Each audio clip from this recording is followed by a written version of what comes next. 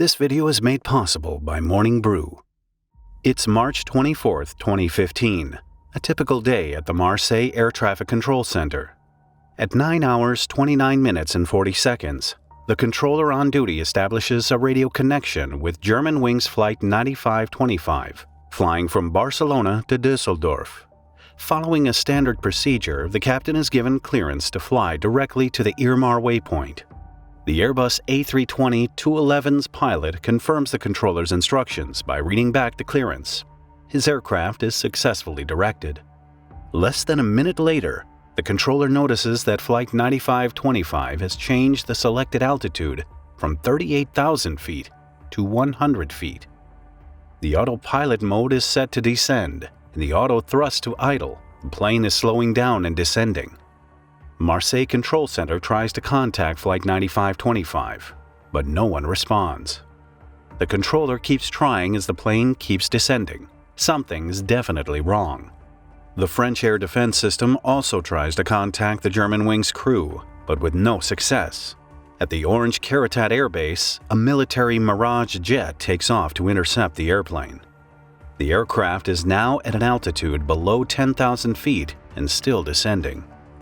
Then, 11 minutes after the last radio contact, Flight 9525 disappears from radar. Germanwings Flight 9525 crashes into the side of a mountain, killing everyone on board. It's a full-scale tragedy, and no one's quite sure what happened. Was it hijacked? Did it break down and crash? No. It was a small but essential oversight of those responsible that resulted in one of the greatest aircraft disasters ever. Earlier that morning, Germanwings' Airbus A320-211 passed a regular pre-flight check at its port of departure, the Barcelona El Prat Airport. The flight was scheduled for 8:35 a.m., but the plane sat at the gate with a delay.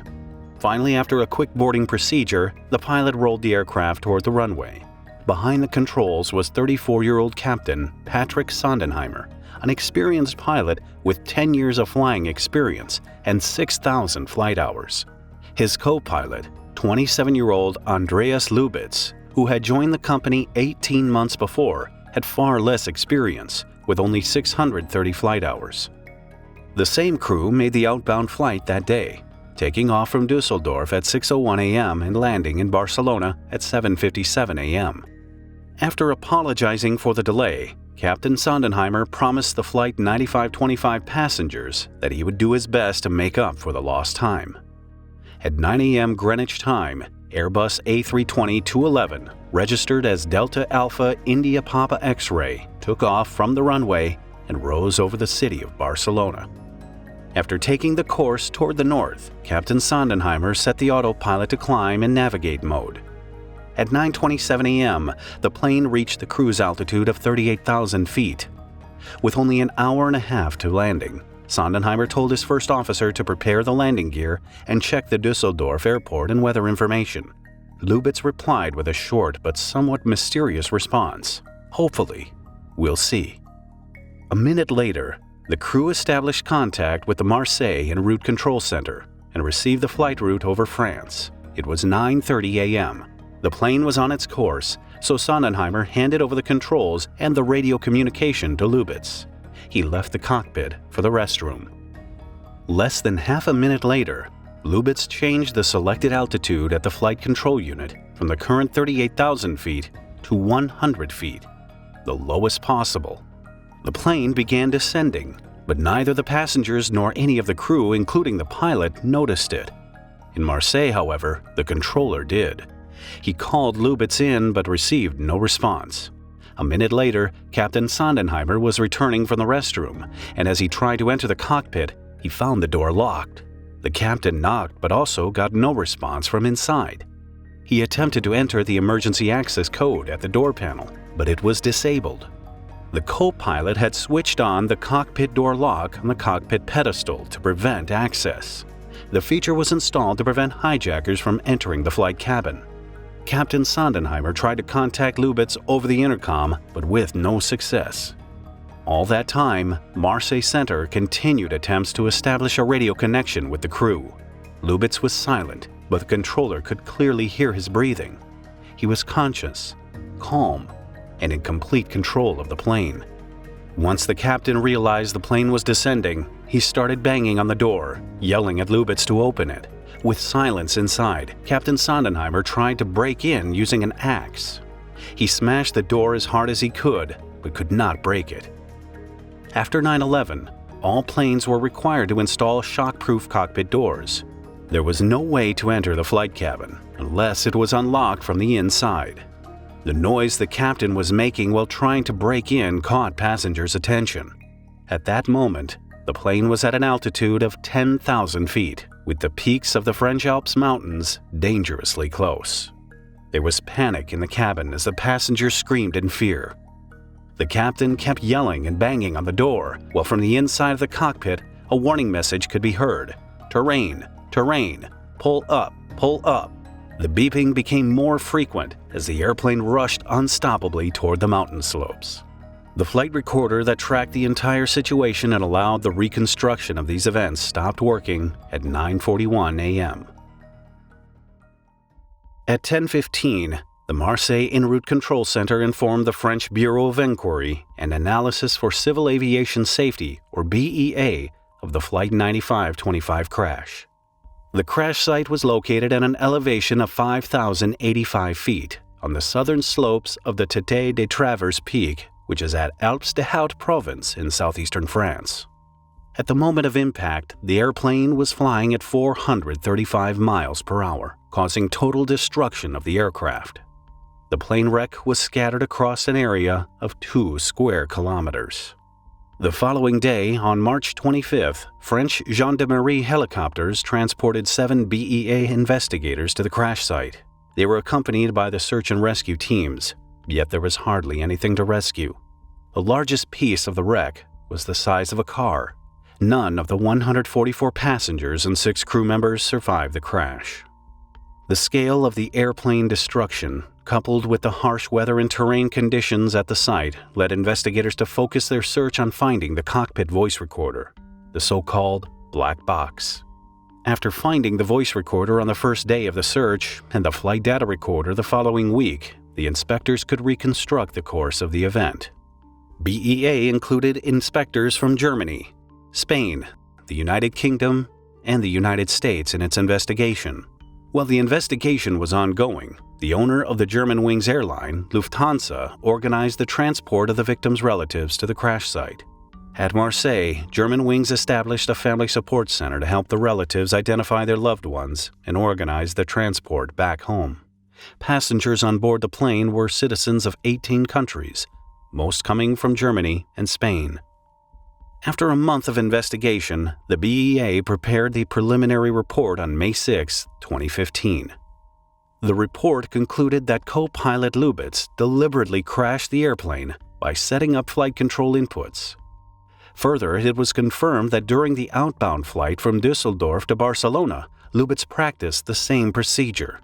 While the captain was absent from the cockpit, he set the altitude to 100 feet and had Bordeaux Air Traffic Control warn him.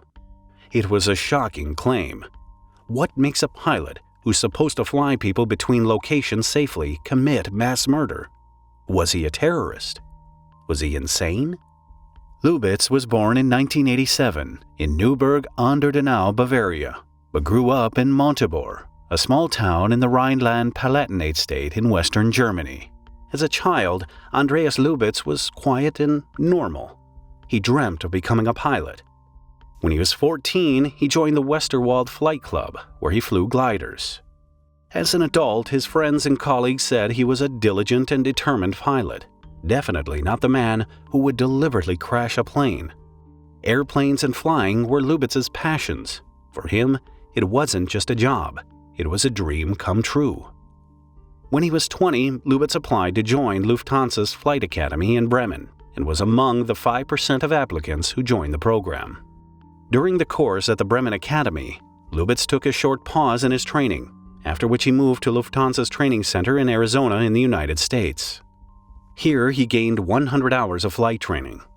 In 2011, Lubitz returned to Germany to continue his training in flying jets. His first job was at Lufthansa as a flight attendant, a standard path for everyone becoming a pilot. After finishing his training at the academy in 2013, Lubitz joined Germanwings and quickly became the first officer. As a co-pilot, Lubitz co-piloted short flights across Western Europe. That same year, he moved into a luxury apartment in Dusseldorf with his girlfriend. In 2015, his life was going on a steady path. Nothing was implying he had any sort of problems. That was until German police inspectors searched his flat and a family home in Montebourg after the crash. Looking through Lubitz's personal documents and computer revealed that he had kept a terrible secret from everyone. Investigators found several torn-up sick notes that indicated Lubitz had a serious health issue that should have prevented him from flying an airplane. He was suffering from a psychosomatic disorder and anxiety disorder. The co-pilot initially thought he was losing his sight and may have lost his pilot's license and job as a result. However, neither of the dozens of ophthalmologists that examined him found any problems with his vision. On the other hand, some of them noted Lubitz had developed obsessive fear and hypochondriacal disorder. Over time, his mental health deteriorated to the point that he began to consider suicide. In the months leading up to the incident, his computer's browsing history showed he searched the web for the most effective means of doing so. At that same time, Lubitz again started seeing private physicians for his vision and sleep problems. One of them diagnosed him with possible psychosis and recommended psychiatric hospital treatment. The doctor prescribed him antidepressants and sleeping aid medications. Lubitz was issued a sick note for 19 days. That was on March 12, 2015, 12 days before the accident. The sick note, and many others he received before, were never forwarded to his employer. On top of that, none of the doctors informed Germanwings of Lubitz's aggravated mental condition. Knowing this, one might wonder how a man with a psychosomatic disorder could fly an airplane. Was it possible that his superiors oversaw it? It was a surprise to his employers when Andreas Lubitz's mental illness was discovered. According to Lufthansa CEO Carsten Spohr, the company was unaware of any problems and had never been informed about them. When he was hired, Lubitz passed a psychological test and never showed signs of distress during flight. Spohr said, quote, "He was 100% set to fly without restrictions. His flight performance was perfect. There was nothing to worry about." Indeed, Lufthansa was never informed by Lubitz's physicians about his health issues. Despite the law allowing them to report the patient's status to the authorities if it endangered other people's lives, they chose to adhere to the confidentiality policy. Another problem was that European pilots were required to pass a psychiatric screening only at the beginning of their training. After that, annual medical inspections did not include thorough psychiatric tests. As far as Lufthansa was concerned, they couldn't have known Lubitz was incapable of flying an airplane. Or perhaps they could have. As mentioned, Lubitz joined the Lufthansa Pilot Academy in Brennen in 2007.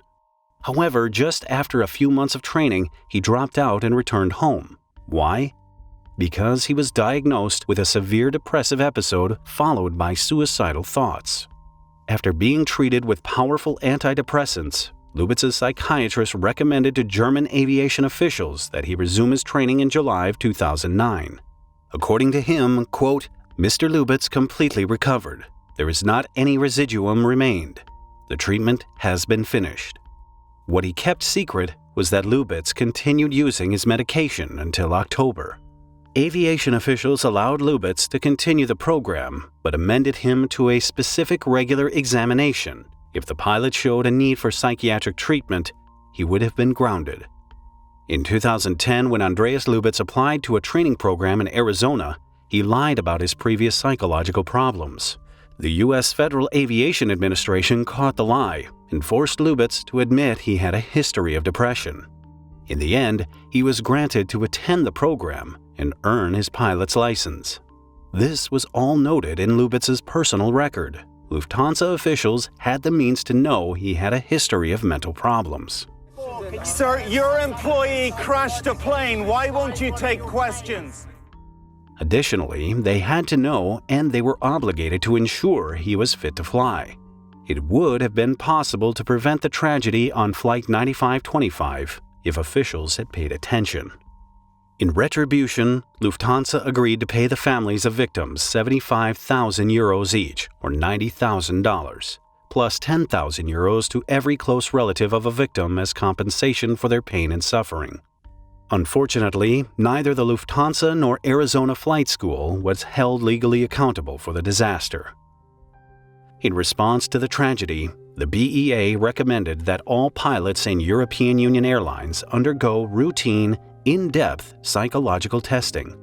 Meanwhile, the European Aviation Safety Agency recommended airliners adopt a rule of always having 2 crew members in the cockpit for the entire flight duration. However, a year after the tragedy, the recommendation was withdrawn.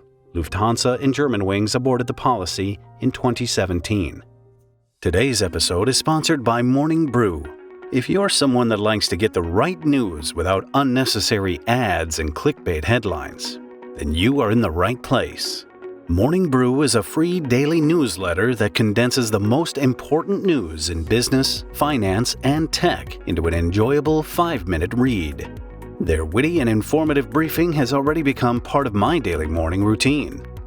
It's an easy way to get up to speed on what really matters, instead of spending part of your morning aimlessly browsing through social media. For me, that's checking the latest business news and keeping up with interesting new developments in tech, like AI-generated art. But there's also the tour to headlines, finance, international news, and so much more to make your mornings smarter. Sign up for free using morningbrewdaily.com/darkhistory or click the link in the description. Watch this episode next if you found this video interesting. Please add a like and leave a comment if you want to support the channel.